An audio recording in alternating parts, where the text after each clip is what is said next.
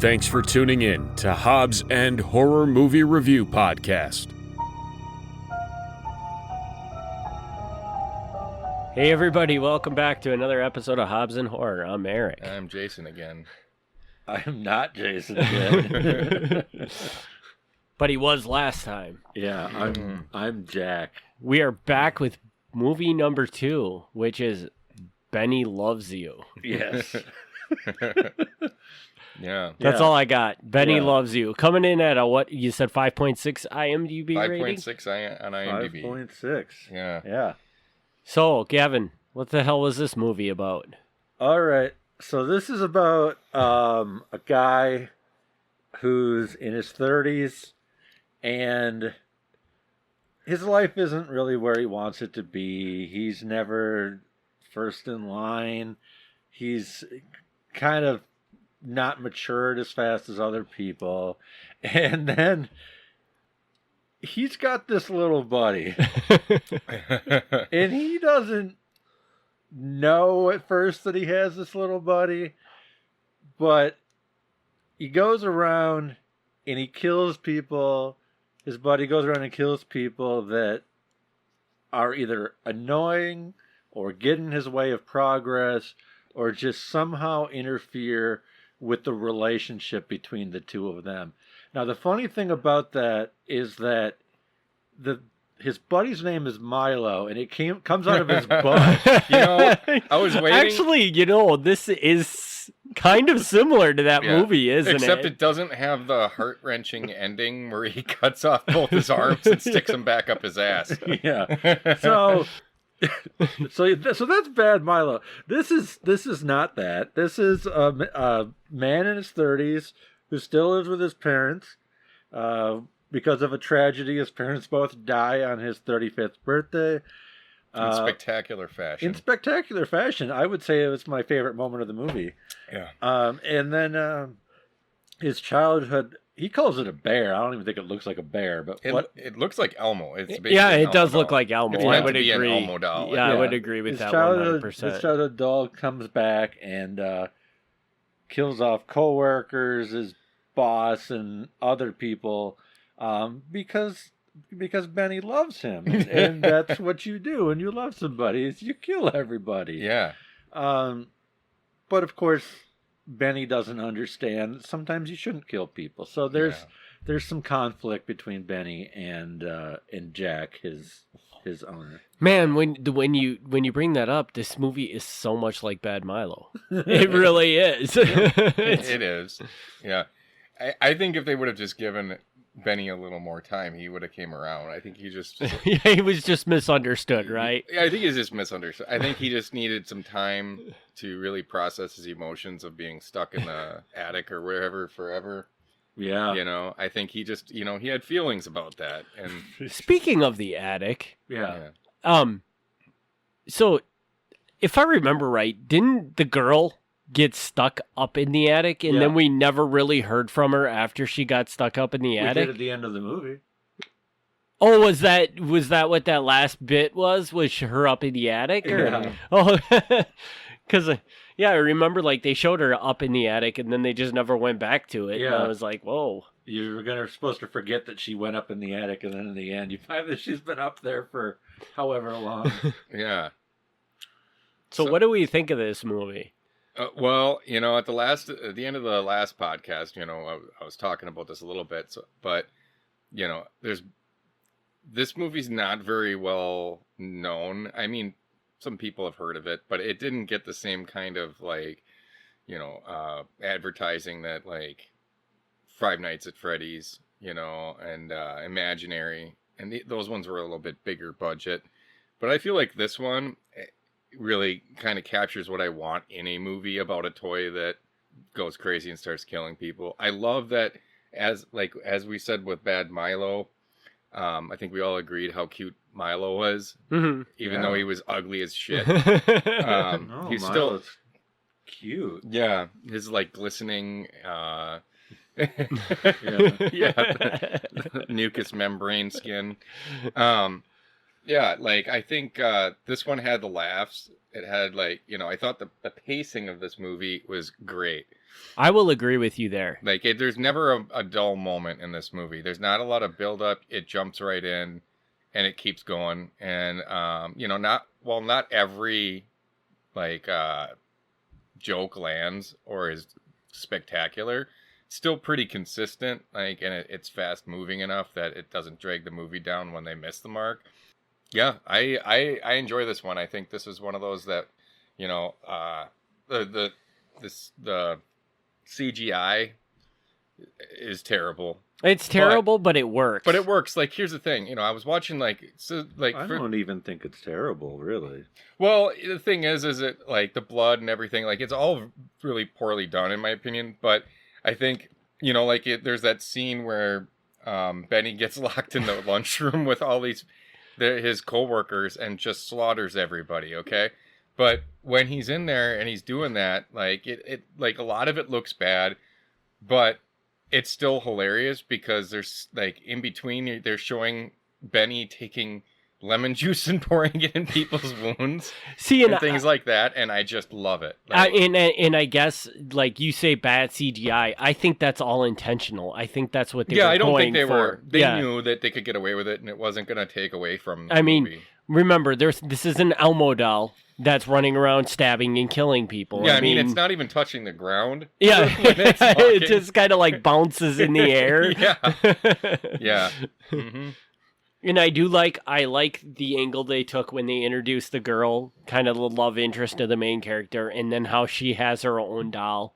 Yeah, and stuff like that. too. I thought that was really clever. Yeah. I also thought the doll looked a lot like her name's escaping me now, but in What You Do in the Shadows. When Naja. Yeah, Naja when she puts her her what is her it, her ghost or whatever into a doll. Yes.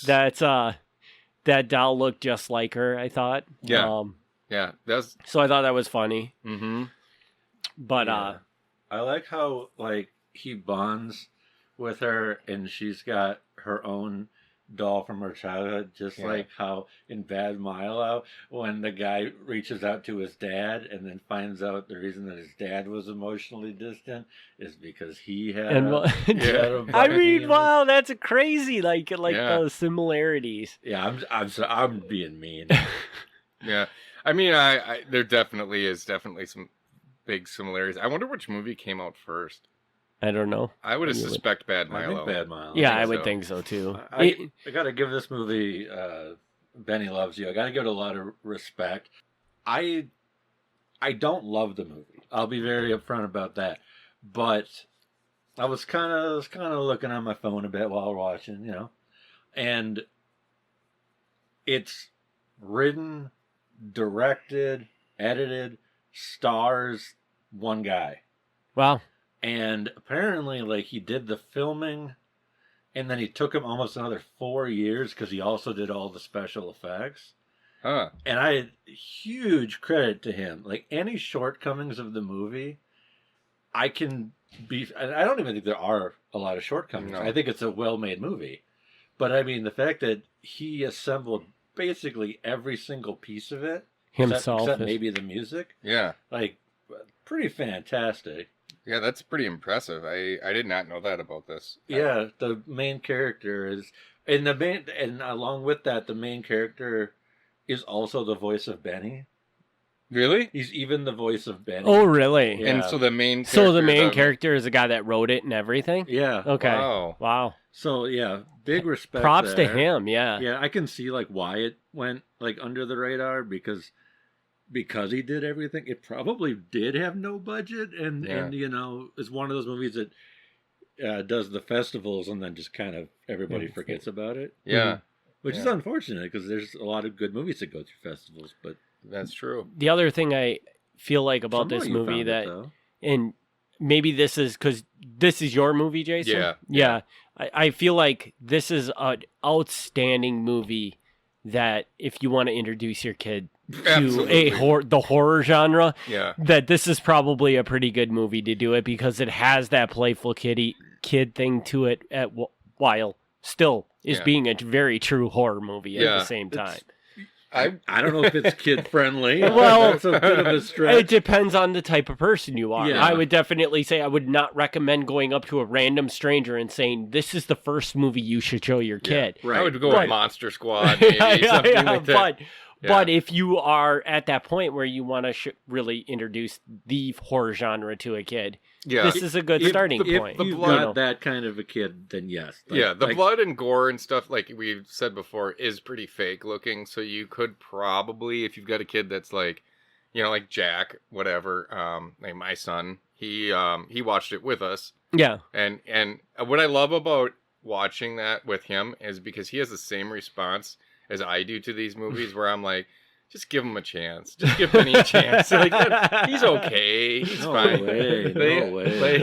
Like, he's cool. You just got to teach him. It just takes a while, It's not But yeah, no, I mean, I would say this is definitely a movie, like, maybe for teenagers. Like, maybe not. I wouldn't go younger than that. Yeah, I wouldn't say don't be showing this to your 3-year-old, but it's one of those movies that it's very playful. It's a good way to bring them into that world if you choose to bring them into that world. Yeah, I don't believe there's any nudity. No, I don't even know if there was a single F word in the movie. No, and it's not scary. No, it's not scary. It's extremely bloody, but it's all done in a comedy way. Yes. So. Yeah. It's very I think the best word for it is playful. That's what it is. I would agree. You can buy. I don't want to be responsible for showing it to kids, but, and I would certainly not recommend showing it to somebody else's kid because that's probably not going to go over well. Probably not. But you can buy the Benny Loves You doll too. Not Elmo, like the actual Benny Loves You one. It's not. I want to find a really good high quality one for Jack for like Christmas one of these years. Do they sell Elmo dolls? Can you get an Elmo? I'm sure that you can buy an Elmo doll. Oh. But the Benny Loves You one, you can actually, if you look it up, you can buy them now. So it must have been a fairly big movie if that's available out there. Yeah. Maybe. I don't, it's weird that this movie doesn't, not many people I know have seen it. Do you know how you found it? I think I saw it on Facebook or something. I saw a preview of it before it came out. And then when it came out, I was like, hey, yeah. Because I'm a sucker for these. Any of the movies where there's like a doll or, Puppet Master, all those ones. But like, especially... I'm not going to say it. What are you going to say? I'm not going to say it. Okay. I don't know what you were going to say. No, like as soon as you say Puppet Master, I'm like, not going to say it. Yeah, you're not going to go on a Charles Band. Okay. Well, yeah. Well, that's a Charles Band movie. Yeah. No, I think any of these movies like this, like the with puppets and stuff, like a childhood toy that's doing the killing, they're classic. And I think that like, especially when you add comedy to it, I think there's when you got like a movie like where there's a toy killing people, it's hard to take seriously. Child's Play, the first Child's Play did such a good job of capturing that, being like serious with a little bit of humor in it, but not much. But I think like that's a testament to how hard it is, because you look at like some of where that series went. And okay, at some point they figured out we're probably not gonna be able to make this scary anymore. We're gonna make this a joke. We're gonna there's so many things we can do with it, and I think this does a really good job of using all the things that you like the connection between this guy and this childhood toy and wanting and I think the angle they took with this one is much better. I think the comedy side of it, trying to turn that into a scary thing is kind of dumb. Yeah. In a way. But like the funny, playful but yet gory thing, that's the way these should be done. I agree. I think. You look at some of the later Child's Play movies, and you see like a beginning. I think of Seed of Chucky. You see Made in Japan. Yeah. I remember that very specifically. The one I made you go see in the theater. Which, by the way, that is the only good part of that movie, as I remember it. That is the only good part of the movie, because that's one of the 20 movies that Jason made me go see in a theater, and then halfway through turns and apologizes to me and says, "I'm sorry, man. This isn't very good." But I do think it's like, if you're gonna have a killer toy, you better rely heavily on comedy, because people aren't gonna be So I mean, unless you're gonna go the Annabelle route or like the Child's Play route and really, really, invest in the scares, like I think you may as well just go full on comedy, and I think they did that with this. And I think they also did it with this one where it was funny, and it was funny in a way that like a kid could even enjoy it, Yeah, like just think of like some of the props, like the throwing stars, and even some of the camera scenes where he does like the Matrix thing. Yep. And when once that fighting scene started, I totally knew. I'm like, all right, where's the Matrix scene? It's coming. yeah. Absolutely. And then even like. So at one point they booby trap the whole house. Yes. Because they know that the toy is coming for them or whatever. Mm-hmm. And I'm just like, okay, so now we're home aloneing this movie, which I thought was also kind of clever. Did they use the plank one with the nails? Did that get used or? Yeah, he set it off and it ended up, remember the one robot, that the asshole created was going to kill Benny? Mm-hmm. He set it off and it killed that robot. And I love that too. Like if you want to pick apart a movie like this, you could say, well, how did he because he originally starts off with controlling it with a remote control, and then he just goes in the other room and these two are just battling it out in the kitchen. I mean, you could pick that apart and you could be like, but you've already bought into the fact that this doll is alive and killing everybody. The girl in the movie, her doll comes back. Like at that point, just suspend your belief, like what's going on, and just enjoy it. And just enjoy it, And you were complaining about in the last movie. You were complaining about the lack of like at the end the big smash or the big violent thing. And this one, I think, did that really, really well, with just a long period of fighting and going back and forth. I mean, it was You couldn't have asked for much more than that. And the slow motion scenes, I just love any of the scenes where he's like flying through the air in slow motion. Like I love it. I don't know. Gavin, what do you have to say? You haven't been saying so much about it. Yeah, no, I thought it was good. I'm not sure if some people are gonna like the British humor as much. I thought it worked. Yeah. I was okay with it.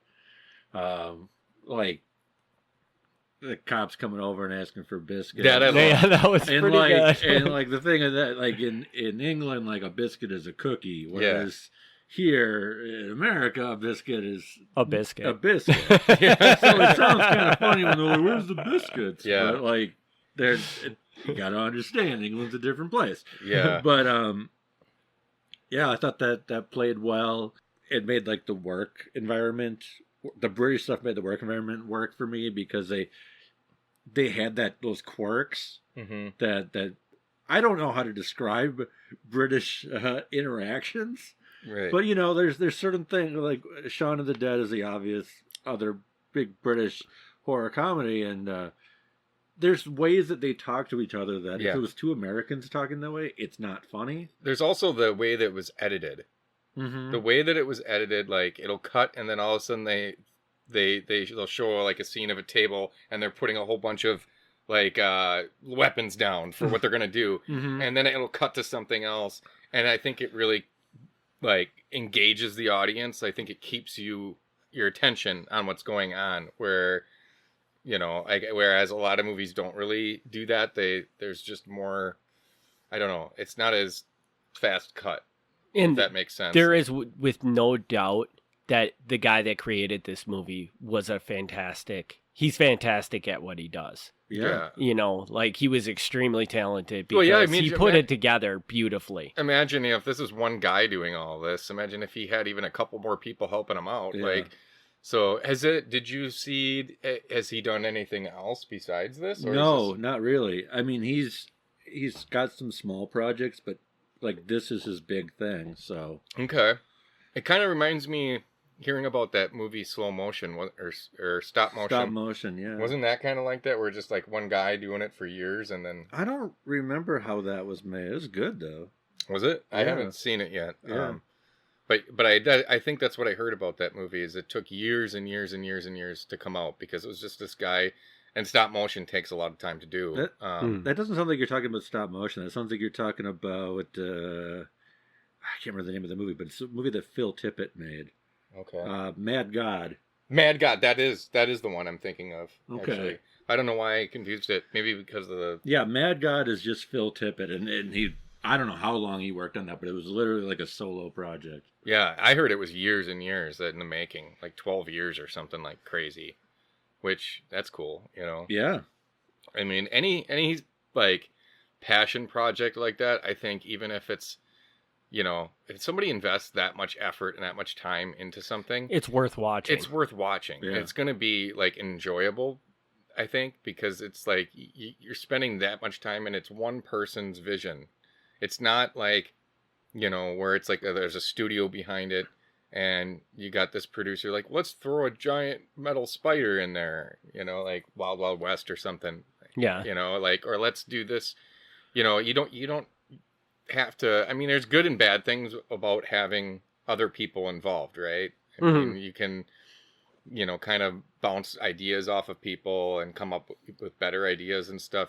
But also it doesn't, you know, if it's one person, that vision is pure, like of what they want. And if you're the type of person that's really in line with that person, you're going to absolutely love that movie. Yeah. Whereas if you're not in line with them, you're probably going to hate it. Right. You know, because they're not trying to dumb it down to hit a mass audience. But now, Gavin, you saw Imaginary, right? I did. And I don't know, I know I saw... God, I want to say Freddy Got Fingered. I am never going to be able to... Five nights at Freddy Got Fingered. 5 nights at Freddy Got Fingered, and and the Banana Splits movie. I think... And Willy's Wonderland. And Willy's Wonderland. Of all these movies, I think this might be my favorite out of all of the recent movies that tried to capture the animatronic... stuffed animal thing going crazy, or just stuffed animals or toys going nuts.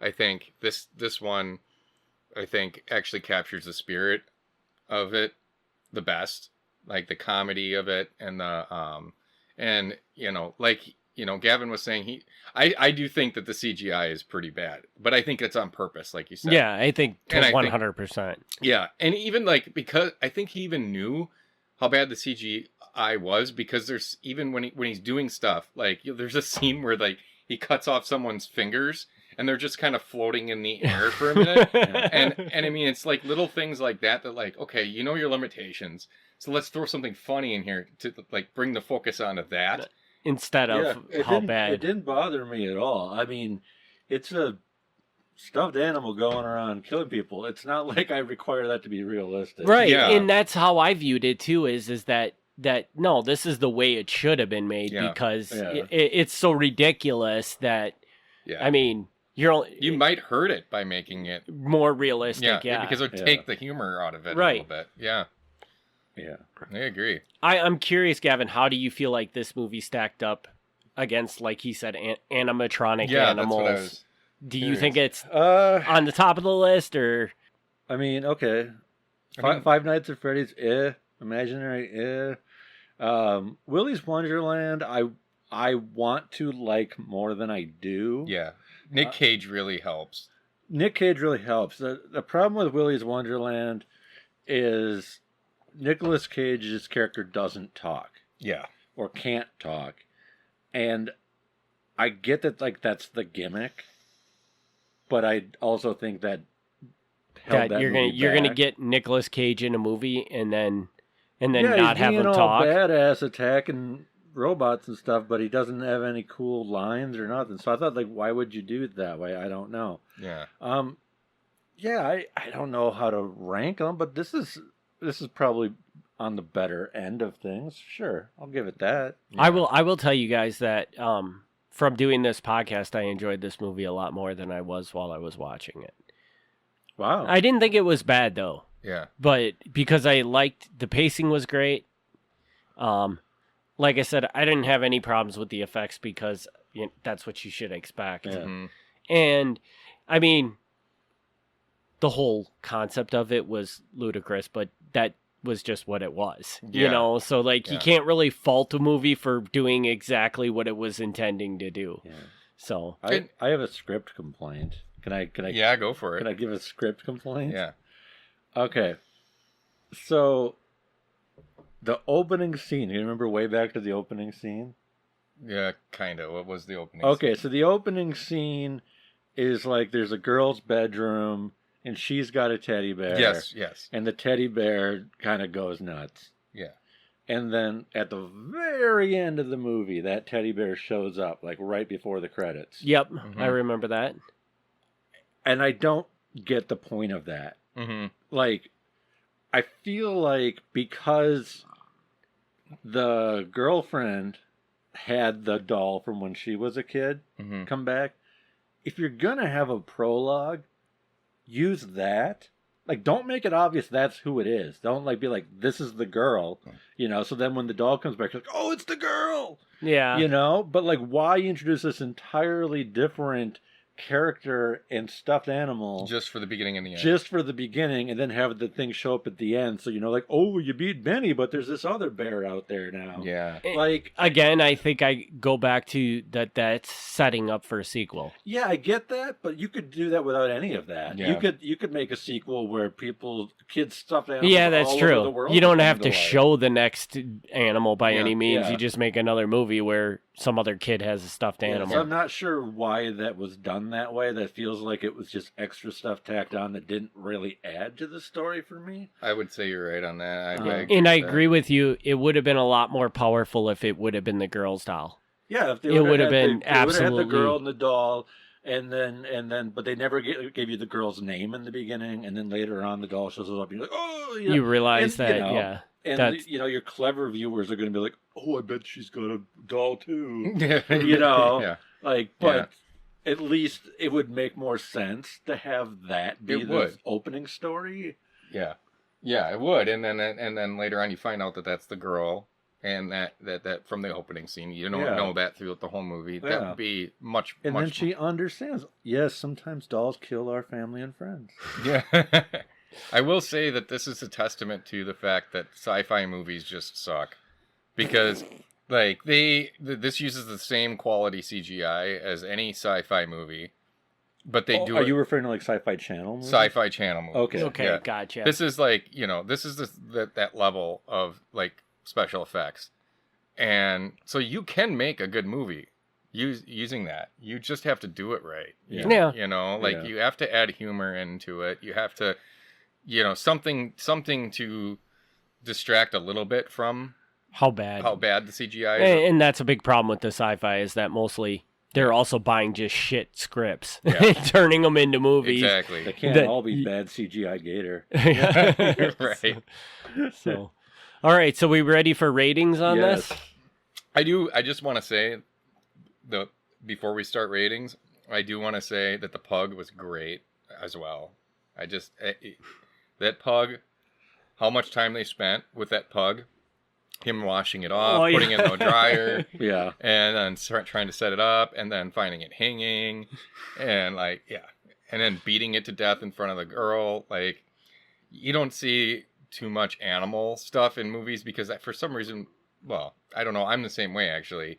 Seeing animals die in movies bothers me. And this didn't bother me because it was so fake looking. Yeah, it was so ridiculous. And that made it fun. And I think he knew that too. Yeah. He like really did not try at all. I mean, it looked like a rubber dog. You could even tell when he moved a leg, it would just like sort of bend, you know, like.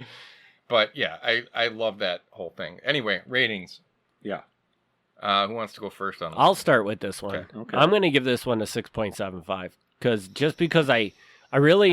I don't think it was a great movie, but I don't really have anything that I can contest that's bad about it. So let me ask you this: if you and Tracy were just flipping through the channels and you fell on this, do you think you and Tracy would have enjoyed it? Never. No, there's no chance. I'm just saying, I mean, of your rating, if this we would never give it long enough to actually make it through it. Yeah. And also, even if now it came on, I would not make Tracy watch it. No, does that matter no matter what scene of the movie? Like if all of a sudden you were flipping through the channels and you saw Benny doing the Matrix thing, And I might stop for a certain scenes, okay? And be like, Tracy, you just got to see the ridiculousness of this for like 10 minutes. So. Yeah, okay. That's fair. All right.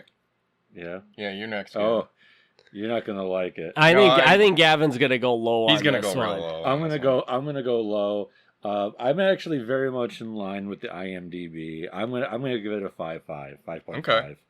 And it's not that I don't like it. I thought it was a well done movie, but it's not a movie I can see myself ever coming back to. And that's fair. And that's a big part of that rating.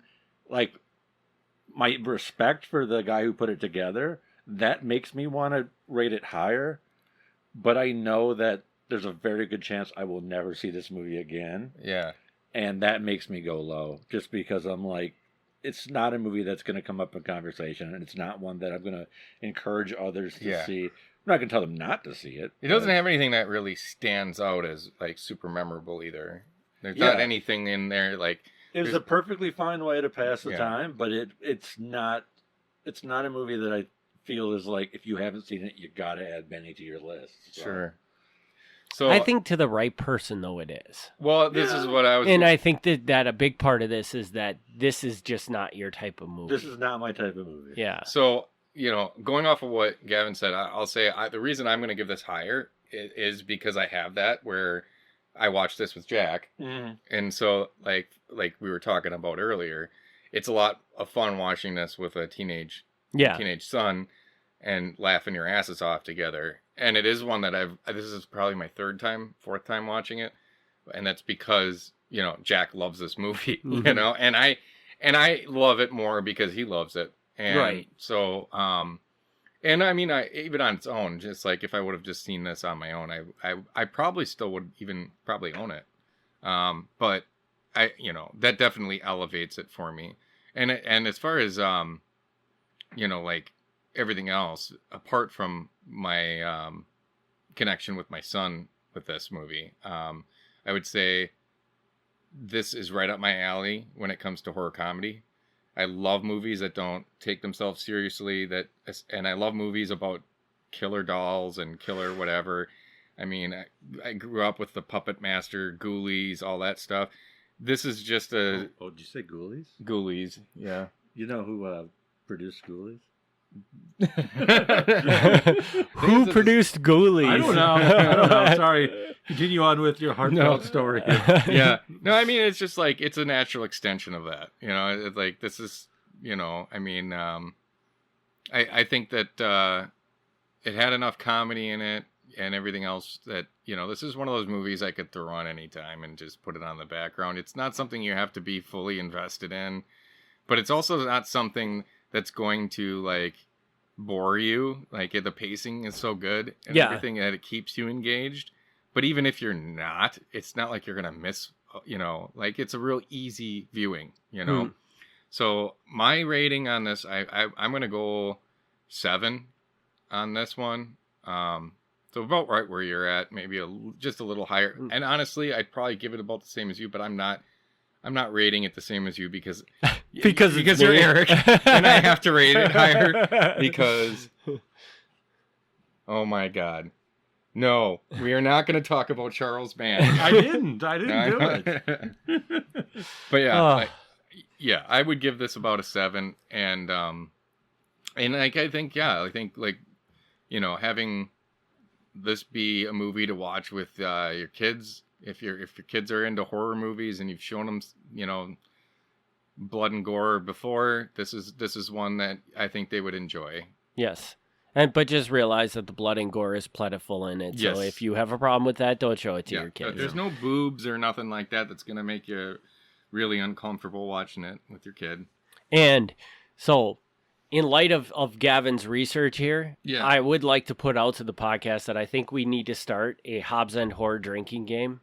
Oh, yeah. So the Hobbs End horror drinking game will be every time somebody mentions Charles Band, you have to take a drink. So, on some episodes that could be yeah. Yeah.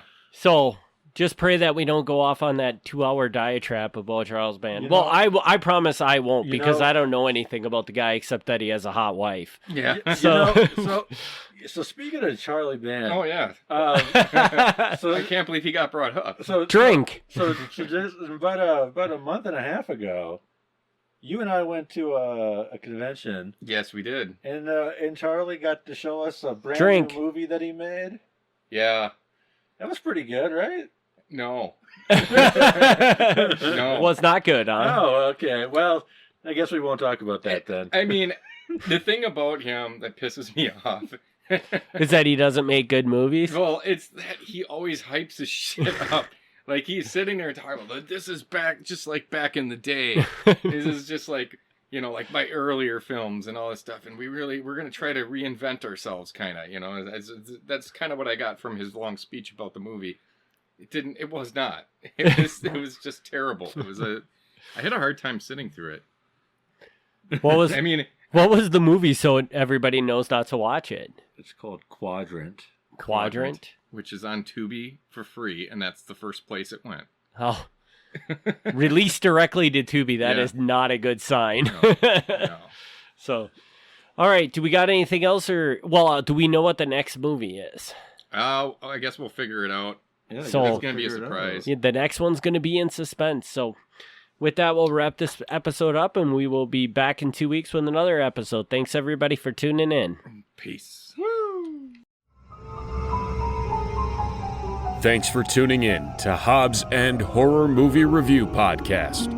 Join us in 2 weeks for another exciting movie review.